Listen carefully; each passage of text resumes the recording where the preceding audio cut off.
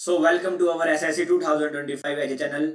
एचसीएमबी cut off के बारे में डीप एनालिसिस करेंगे। अब एचसीएफ के सभी ने देख ही लिया होगा कौन कहाँ पे खड़ा है। सब ने अपना अपना एक स्कोर देख लिया होगा। भाई किसके 60 आए हैं, किसके 65 आए हैं, किसके 70 आए हैं।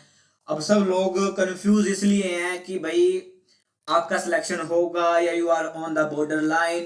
ठीक है, इट्स टोटली अनश्योर की और अनप्रिडिक्टेबल कि किस तरीके से हम भी तैयारी करनी चाहिए आगे के लिए, आगे जाने के लिए, या फिर जो अगले स्टेजेस हैं उस पर मेरा नंबर आएगा नहीं आएगा। हम हर एक चीज़ फैक्चुअल बेस, ठीक है, डाटा एनालिसिस करके ही हम सारी की सारी चीज़ें बताएंगे और कट ऑफ के बारे में थोड़ा अनुमान लगाएंगे। ठीक है, सबसे पहले अपने को स्टेजेस के बारे में पता होना चाहिए कि स्टेजेस क्या क्या होते हैं। सबसे पहला स्टेज तो आपको मालूम ही है, इसके अंदर रिटन एग्जामिनेशन होता है। ठीक है, जो हमारा हो चुका है। ठीक है, फिर फिजिकल के लिए, ठीक है, शॉर्ट लिस्टेड किए जाते हैं। ठीक है, फिर टाइपिंग होती है, इसको हम कह देंगे बहुत ज़्यादा डेंजरस टाइपिंग है। फिर सीएफटी का एक कंप्यूटर टेस्ट होता है, फिर मेडिकल टेस्ट लगती है, फिर मेरिट लिस्ट में आपका नाम आएगा और फिर ज्वाइनिंग दी जाएगी। तो इसके अंदर लगभग देखे 5 स्टेजेस हैं और 6th में आपकी ज्वाइनिंग मेरिट लिस्ट लगेगी, उसमें आपका नाम आएगा जो भी आपका आएगा। तो यही चीज़ें हैं इसके अंदर।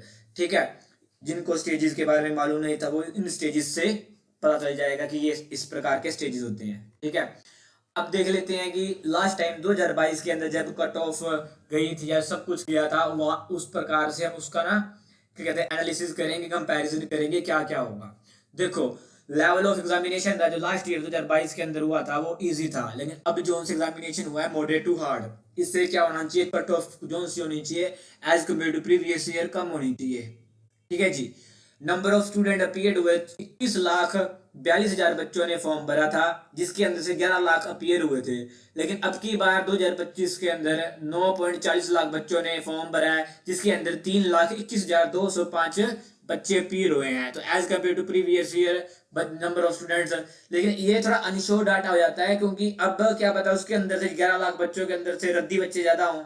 रद्दी इन द सेंस की प्रिपरेशन बहुत कम हो। कहीं ऐसे आते हैं ना, वैसे ही हम आ जाते हैं कि एक बार देख लेते हैं लेवल कैसा एग्जामिनेशन दे रहे हैं, ये भी दे देता हूँ, वैसे बच्चे कह रहा हूँ मैं। ठीक है, इसके अंदर वैकेंसीज 811 की रहा थी और 835 हो गई थी लास्ट में। अब की बार वैकेंसीज कम है तो इससे कट ऑफ इंक्रीज होने वाली है।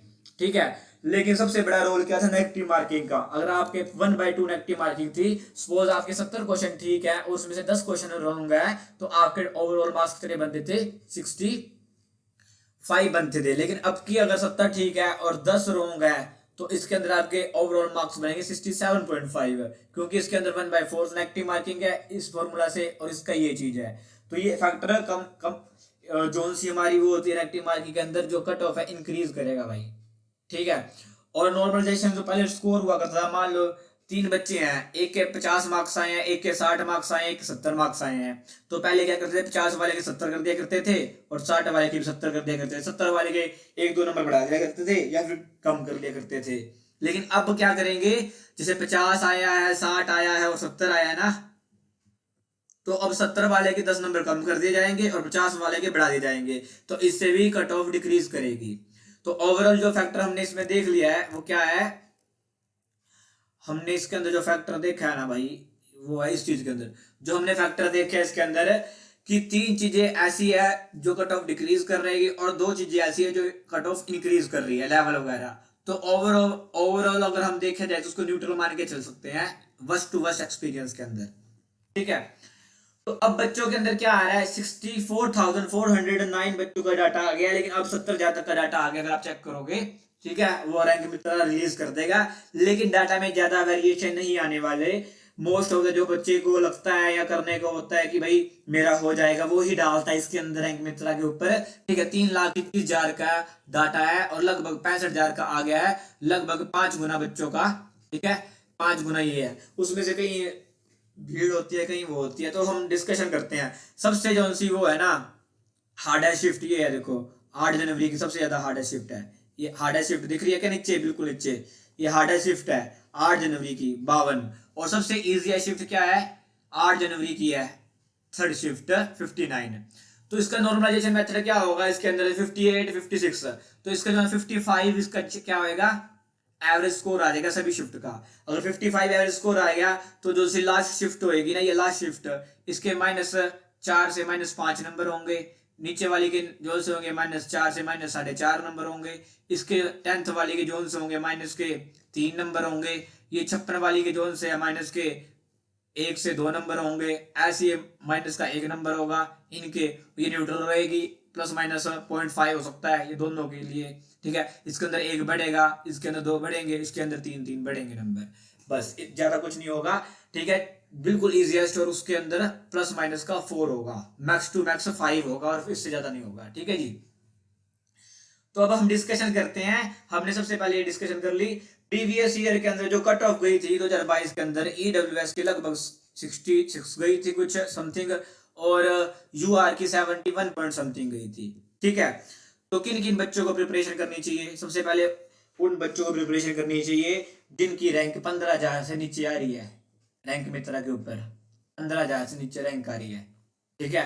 और कट ऑफ क्या रहने वाली है, मैं आपको नॉर्मलाइज स्कोर देता हूं। ये संभावित स्कोर है, पॉसिबिलिटी वाला, ऐसा नहीं है। इन चीजों के ऊपर बेस ही है। किन चीजों के ऊपर? इस चीज के ऊपर। ये पूरा एग्जाम का ये एनालिसिस किया हुआ है ना, इसके ऊपर बेस है, इन फैक्ट्स के ऊपर बेस है।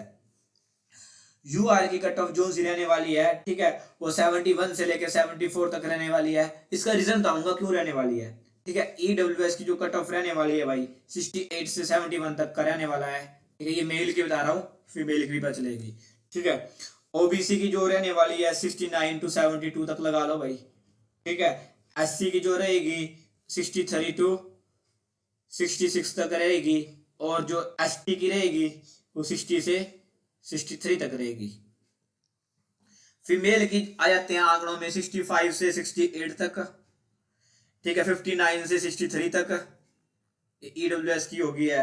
अच्छा, ओबीसी की 60 से 64 तक ये ओबीसी की होगी है, और ये एससी फीमेल जोन सी होती है 53 से 56, और ये जोन सी एसटी की होगी 46 से 50। ये डीप एनालिसिस करके सब चीजें हैं, ऐसे नहीं बताया कि आपको हवा में मार दी है। अब इसका रीजन बताता हूँ क्या है। ये नॉर्मलाइज स्कोर होएगा, नॉर्मलाइज्ड स्कोर आपका।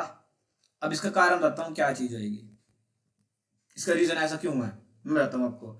देखो, जितने भी हमारे ये शिफ्ट्स है ना, उसके अंदर कम से कम 2 से 3 क्वेश्चन तो ऐसे हैं ही हैं जो गलत है, ठीक है, जो गलत है। तो अगर सभी के 2 से 3 क्वेश्चन ठीक होंगे तो ओवरऑल किसी का इफेक्ट नहीं पड़ेगा, इंडिविजुअल के कुछ बच्चों के इफेक्ट पड़ सकते हैं। तो 2 से 3 नंबर तो वो भी तो कट ऑफ ऊपर जाएगी, एवरेज बढ़ेगा, ठीक है। तो उस वे में अगर जाएंगे तो वो हो गया। और अब की बार, ठीक है, नॉर्मलाइजेशन फॉर्मूला चेंज है, लेकिन एक्टिव मार्किंग वही 1/4 की हो चुकी है। तो ओवरऑल अगर आपके नॉर्मल स्कोर इसके आसपास है तो आपको टाइपिंग की तैयारी प्लस के अंदर फिजिकल के अंदर लग जाना चाहिए, ठीक है। और अगर आप टाइपिंग के लिए बिल्कुल भाई क्या क्या स्टेज होता है, फिजिकल में क्या होता है, इन सभी की पूरी जानकारी लेना चाहते हो, या फिर इस पूरी मतलब कि क्या क्या स्टेज रहेंगे, कैसे हम टाइपिंग करेंगे, उसकी अलग से वीडियो आएगी, ठीक है। ये सारा का सारा डाटा है, फुल स्टिक वो है।